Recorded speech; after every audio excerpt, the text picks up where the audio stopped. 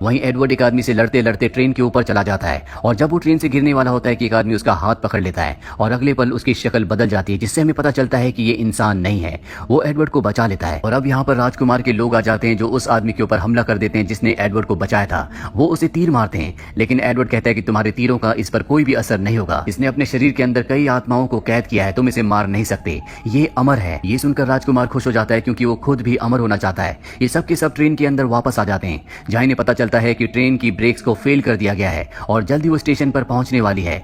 Edward अपने भाई के साथ आगे जाता है, लेकिन तभी एक आदमी जिसने ट्रेन की ब्रेक्स को फेल किया था वो इन दोनों को नीचे गिरा देता है। यहाँ पर हमें पता चलता है कि एडवर्ड के अंदर भी जादुई शक्तियां हैं। वो दोनों पटरियों पर अपने हाथ लगाता है और स्टेशन के पास जो ट्रेन की पटरियां होती है उन्हें हवा में ऊंचा उठा देता है और जब ट्रेन वहां पहुंचती है तो ऊपर जाने की वजह से वो रुक जाती है और कई लोगों की जान बच जाती है। अब स्टेशन पर कर्नल आते हैं जो कि खुद भी एक एल्केमिस्ट है और यहाँ पर जितने भी बुरे लोग होते हैं जिन्होंने ट्रेन के ऊपर हमला किया था उन सबको पकड़ लिया जाता है। साथ ही एडवर्ड की बहादुरी से खुश होकर कर्नल उसे अपने पास बुलाते हैं और उसे बताते हैं कि लगभग हमारे 10 एल्केमिस्ट को कोई मार चुका है। हम उसके बारे में कुछ भी नहीं जानते, बस हमें इतना ही पता है कि उसके फोरहेड पर एक निशान है। कर्नल एडवर्ड और उसके भाई से कहते हैं कि तुम दोनों भी एल्केमिस्ट हो, इसीलिए तुम्हारी जान को भी खतरा है, हमारे गार्ड हमेशा तुम्हारे साथ रहेंगे। लेकिन एडवर्ड और उसका भाई इस बात से परेशान हो जाते हैं और वो वहां से भाग जाते हैं और जब इस सिपाहियों से बचकर भाग रहे होते हैं तभी इनकी टक्कर एक लड़की से होती है जो गिर जाती है, जो यहीं इसी इलाके में रहती है। एडवर्ड उससे माफी मांगता और अपने साथ खाना खिलाने के लिए ले जाता है, जहां पर वो लड़की बताती है कि मैं दूसरी जगह से यहाँ पर आई हूँ और मैं भी उस पत्थर की तलाश कर रही हूँ जिससे अमर हो सकते हैं। ये सुनकर एडवर्ड को गुस्सा आ जाता है क्योंकि सबको उसी पत्थर की तलाश है। वो गुस्से से आग बबूला हो जाता है जिससे लड़की डरकर भागना शुरू हो जाती है। वो भी उसका पीछा करता है और तभी वो लड़की एक नकाबपोश के पीछे छुप जाती है। यहाँ पर कर्नल का सिपाही भी आ जाता है जिसे एडवर्ड की सुरक्षा के लिए यहाँ पर भेजा गया है और अब वो नकाबपोश आदमी अपने नकाब को हटाता है। एडवर्ड देखता है कि उसके माथे पर फोरहेड पर वही निशान है जिसके बारे में कर्नल ने बताया था, जो सभी एल्केमिस्ट को मारता है। कहानी की शुरुआत में हमें इसी आदमी को दिखाया था जिसने बूढ़े एल्केमिस्ट को मारा था। अब एडवर्ड और उसका भाई यहाँ से भागने की कोशिश करते हैं, लेकिन वो सामने की दीवार को गिरा देता है। वो एडवर्ड और उसके भाई को कहता है कि मुझे यहाँ पर गॉड ने भेजा है ताकि मैं सभी एल्केमिस्ट को मार दूं, क्योंकि वो कुदरत के नियमों को तोड़ते हैं। और अब इनके बीच में खतरनाक फाइट होना शुरू हो जाती है।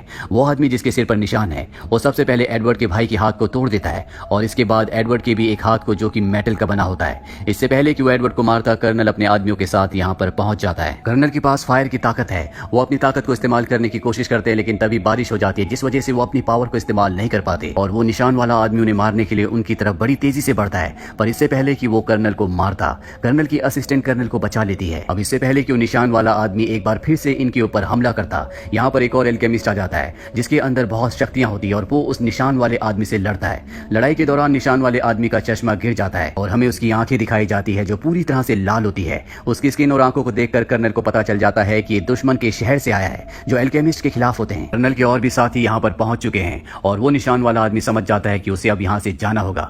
वो अपनी पावर का इस्तेमाल करके जमीन में गड्ढा कर देता है और इस जगह से भाग जाता है। वहीं एडवर्ड के भाई को दिखाया जाता है जो एडवर्ड से कहता है कि तुम्हारी जान को खतरा है, तुम यहाँ से कहीं दूर चले जाओ। और एडवर्ड अपने भाई को छोड़कर कहीं भी नहीं जाना चाहता। वहीं कर्नल सबको बताते हैं कि जिस शहर से वो मार्क वाला निशान वाला आदमी आया था उस शहर के बीच में और हमारे शहर के बीच में बहुत बड़ी दुश्मनी है। वो एल्केमिस्ट लोगों से नफरत करते हैं, वो चाहते हैं कि हम अपनी पावर्स का इस्तेमाल ना करें। बहुत पुरानी बात है जब हमारे और उनके बीच में दुश्मनी थी। हमारे एक आदमी ने गलती से उनके यहाँ के एक बच्चे को मार दिया था, जिसके बाद दुश्मनी और भी बढ़ गई। हमारे लोगों को यानी कि एल्केमिस्ट्स को उनसे खतरा था, पर इससे पहले कि वो हम पर हमला करते हमने तय किया कि हम उनके ऊपर हमला करके उन्हें खत्म कर देंगे और हमने किया भी यही। हमने अपनी जादुई शक्तियों का इस्तेमाल करके लगभग सभी लोगों को खत्म कर दिया, लेकिन वो निशान वाला आदमी उसी शहर से आया है, इसीलिए वो एल्केमिस्ट्स को मार रहा है। वहीं हमें एडवर्ड को दिखाया जाता है जो अपनी एक दोस्त के पास जाता है जिसका नाम विन है। और जब विन देखती है कि एडवर्ड का मेटल वाला हाथ उसके साथ नहीं है तो वो हैरान हो जाती है। दरअसल विन ने वो हाथ बनाया था और अब वो उसके लिए एक और हाथ बना देती है। एडवर्ड भी कभी इसी शहर में रहा करता था। यहाँ पर उसकी मॉम की कब्र भी होती है और जब वो कब्र पर जाता है तो देखता है कि वहाँ पर उसके पिता हैं, जिन्हें देखकर वो बहुत गुस्से में आ जाता है क्योंकि एडवर्ड के पिता एडवर्ड और उसके भाई को बचपन में ही छोड़कर चले गए थे। एडवर्ड अपनी दोस्त विन के घर वापस आ जाता है, जहाँ पर उस घर में काम करने वाली लेडी उसे बताती है कि तुम्हें जल्द से जल्द यहाँ से निकल जाना चाहिए क्योंकि यहाँ पर एक बहुत बड़ी जंग होने वाली है। रेगिस्तान में एक जगह पर जाना होगा जहाँ पर तुम्हें बहुत सारे हथियार मिल सकते हैं। और अब उसके कहने पर एडवर्ड उस तरफ निकल पड़ता है और जल्दी वो रेगिस्तान के बीचों बीच एक टूटे फूटे खंडर में पहुंच जाता है जहाँ पर कुछ लोग उसके ऊपर हमला कर देते हैं। तभी यहाँ पर एक बूढ़ी औरत आती है और कहती है कि यहाँ पर कोई भी नहीं लड़ेगा। वही निशान वाले आदमी को दिखाया जाता है जो जख्मी होता है और वो लड़की जिससे एडवर्ड टकराया था वो उसका इलाज करती है। और अब यहाँ पर उस निशान वाले आदमी का जो मास्टर होता है वो उससे मिलने के लिए आया है। वो निशान वाले आदमी को समझाने की कोशिश करता है कि कब तक तुम एल्केमिस्ट को मारते रहोगे, तुम्हें ऐसा नहीं करना चाहिए, लेकिन वो अपने मास्टर की बात नहीं सुनता। इसी शहर में एडवर्ड और उसका उसका भाई भी आ जाते हैं, क्योंकि इन्हें पता है कि निशान वाला आदमी यहीं पर है। और जब इन सब का आमना सामना होता है तो ये एक दूसरे से लड़ने के लिए तैयार हो जाते हैं। एडवर्ड उस निशान वाले आदमी से पूछता है कि तुमने मेरी दोस्त विन के माता पिता को क्यों मारा था, और ये बात विन सुन लेती है। उसे नहीं पता होता कि इसी आदमी ने उसके माता पिता को मारा था। विन ये सच जानने के बाद अपनी गन निकालती है, पर इससे पहले कि वो निशान वाले आदमी को गोली मारती, एडवर्ड उसके सामने आ जाता है। और तभी निशान वाले आदमी को अपने अतीत की एक याद आती है, जहां पर उसके भाई ने इसी तरह से एक बार उसकी जान बचाई थी। अपने भाई को याद करके वो इमोशनल हो जाता और इस जगह से चला जाता। वो किसी के ऊपर हमला नहीं करता, लेकिन एडवर्ड और उसका भाई उसका पीछा करते हैं। और इससे पहले कि इनके बीच में लड़ाई होती, यहाँ पर एक अजीब सा क्रिएचर आ जाता है जो इंसानी रूप में होता है, लेकिन ये इंसान नहीं है और ये निशान वाले आदमी को मारना चाहता है। पर तभी यहाँ पर राजकुमार आ जाता है, जो इस आदमी को, जो कि निशान वाले आदमी को मारना चाहता है, उसे बंदी बना लेता है। साथ ही यहाँ पर कर्नल की असिस्टेंट भी आ जाती है, जो कि निशान वाले आदमी के पैर पर गोली मार देती है।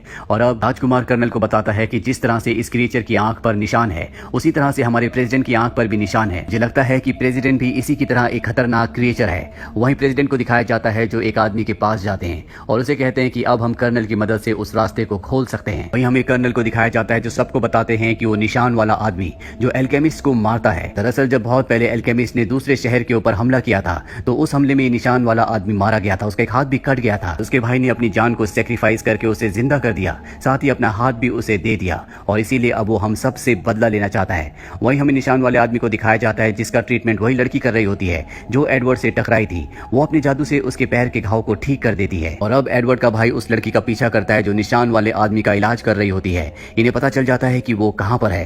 ये दोनों के दोनों उस पर हमला कर देते हैं और उसे पकड़ लेते हैं, जिसके बाद वहां पर कर्नल, उसकी असिस्टेंट और साथ ही एडवर्ड की दोस्त विन भी आ जाती है। विन के माता पिता को इसी ने मारा है, जो बात विन अब जानती है। वो उसके सामने खड़ी होती है और निशान वाले आदमी को एहसास हो जाता है कि उसकी जिंदगी का आखिरी पल आ गया है, लेकिन वो उसे मारती नहीं है, बल्कि उसके पास जो रुमाल होता है वो उसके हाथ पर बांध देती है। और यहाँ पर निशान वाले आदमी को, जो बहुत ही शक्तिशाली है, उसे अपनी गलती का एहसास होता है कि उसे विन के माता पिता को नहीं मारना चाहिए था। वो उससे माफी मांगता है और अब यहाँ पर भागते हुए राजकुमार आ जाता है। दरअसल उसके पीछे वही क्रिएचर होता है जिस क्रिएचर को उसने बंदी बनाया था, और अब वो अपना पेट खोलकर अपने नुकीले दांत बाहर निकालता है। वो विन को मारने वाला होता है कि तभी उसके सामने वो निशान वाला आदमी आ जाता है, जो विन को बचा लेता है। हालांकि इसमें उसकी जान भी जा सकती है। और अब वो क्रिएचर पूरी तरह से गुस्से में आ जाता है। वो अपने सभी दांतों को अपने पेट से खोल लेता है, जिससे सबकी सब चीजें उसकी तरफ खींची चली जाती हैं। इस वजह से एडवर्ड, राजकुमार और कर्नल का एक साथी उसके पेट के अंदर चले जाते हैं। वो देखते हैं कि उसके पेट के अंदर बहुत बड़ी जगह है। यहाँ एडवर्ड पूछता है कि हम कहाँ पर है। कर्नल का साथी बताता है कि ये एक गुफा है, और अगर हम यहाँ से आगे बढ़ेंगे तो हमें बाहर जाने का रास्ता मिल जाएगा। ये एक जादुई गुफा है। एडवर्ड कहता है कि नहीं, जादुई गुफा ऐसी नहीं होती। और अब कर्नल के आदमी को बताना पड़ता है कि यहाँ से निकलने का कोई भी रास्ता नहीं है। ये बताने के बाद वो खुद भी एक बहुत बड़े क्रिएचर में बदल जाता है, जिसे देखकर एडवर्ड और राजकुमार पूरी तरह से हैरान हो जाते हैं। उन्हें कुछ भी समझ में नहीं आता। और यहीं पर ये कहानी